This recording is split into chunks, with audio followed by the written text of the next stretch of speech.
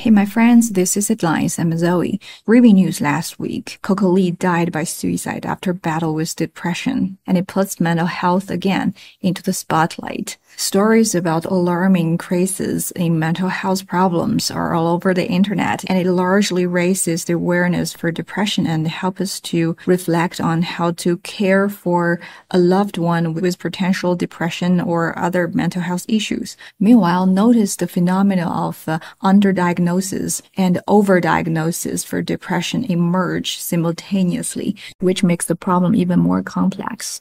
So I think it might be deeply associated with what depression and anxiety is. 一方面，人们对于抑郁症缺乏认识和察觉；另外一方面呢，抑郁症又有被过度诊断和治疗的情况出现。那这和如何定义什么是 depression 和 anxiety 有着巨大的关系。那我们今天就来看一看这两个词在近几十年的概念的变化。Concept creep， 概念的如变。论文的标题经常有这个词。Growing public awareness should help boost mental health literacy, reduce stigma, and encourage people to seek appropriate help. The race profile of mental health should also galvanize efforts to improve the health system. Despite these hopes, critics have argued that ordinary people's experiences are increasingly pathologized by psychiatric classifications, like the DSM-5, resulting in overdiagnosis and overmedication. Literacy is the ability to read and write. See literacy and numeracy, 读写和计算的能力 but it could also refer to the general knowledge of the subject, 可以理解为在什么方面的基本素质。For example, financial literacy, computer literacy, health literacy, boost literacy, 加强基本素质 reduce stigma, 减少污名 galvanize is to prompt or encourage, say her death galvanized the attention of mental health.Pathologize 是病态化，通俗的讲就是认为什么东西是一种病。Why do we pathologize gender nonconformity? 一些普通人的经历呢，会被精神病这种分类手册诊断为一种病。And DSM-5 is the standard classification of mental disorders used by mental health professionals in the United States. Many criticize the standard of classification make mental health ubiquitous. 很多人都在抱怨，按照这个标准，精神疾病无处不在。To test whether anxiety and depression have crept or diluted in this way, our new study used natural language processing methods. Creep, 如变 dilute, 稀释，要用自然语言处理的方法去看一下 depression 的意思是否被泛化了。Professors used two datasets. In both corpora, words surrounding anxiety and depression steadily become more emotionally severe, telling us that these words are now seen as more distressing than in previous decades.结果就是这两个词周围的词汇都变得 more emotionally severe and more distressing. So how could it be explained?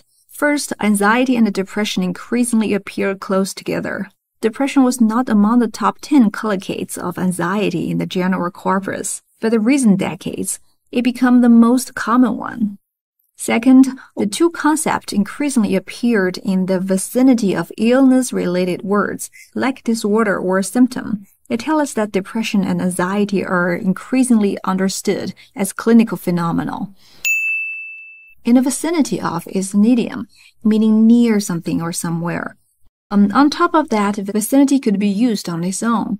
See massive fire engulfs air-based vicinity. 那么 depression 和 anxiety 大量的与疾病和症状相关的词连用，也逐渐变成了一个 clinical phenomenon, 一种临床现象。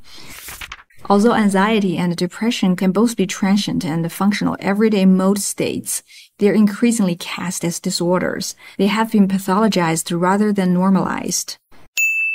Transient is temporary. It could act both noun and adjective. Transient guest, relationship, nature, or event. 过客或者短暂的关系和事件。虽然抑郁和焦虑可以是短暂日常的情绪，但是它们还是越来越多的被认为 be cast as disorders. Does this mean that anxiety and depression have not undergone concept creep? Not necessarily. People may now use these words to refer to less severe phenomena than they once did, and increasingly adopt a clinical understanding of them when they do. So the concepts of anxiety and depression may have broadened, intensified, and pathologized simultaneously. 一方面，抑郁和病症相关的词联系更加紧密，那另外一方面，人们运用它来指代不那么严重的现象。所以焦虑和抑郁的概念是在同时被泛化、被深化以及被病理化的。So people should seek help when they experience clinical significant anxiety and depression. But if they view ordinary anxiety or depression as pathological, it may mean they seek unnecessary treatment or self-diagnosis inappropriately. In China, I think we are at this stage of getting to know depression. The cases are likely to be underdiagnosed, but in some developed countries, overdiagnosis or over-medication for depression and anxiety has become a serious problem. I think we should be on our guard too as our awareness for depression improves. Okay, I hope you have a good mood today. This is Headlines. I'll see you next time.